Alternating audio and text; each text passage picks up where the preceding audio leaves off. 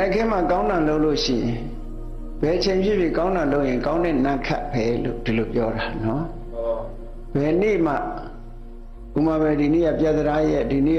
ကရရစားရဲ့လို့ဒီလိုရွေးဆရာမလို့ကောင်းတဲ့အလုပ်လုပ်တာမှန်သမျှကောင်းတာ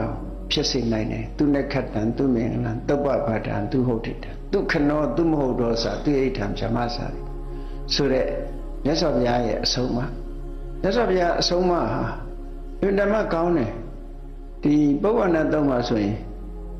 မနဲ့ခင်းဟာကောင်းသောနာနဲ့ခင်းဖြစ်ဖို့ဘာလို့အောင်ကောင်းသောနာနဲ့ခင်းဖြစ်ဖို့အတွက်က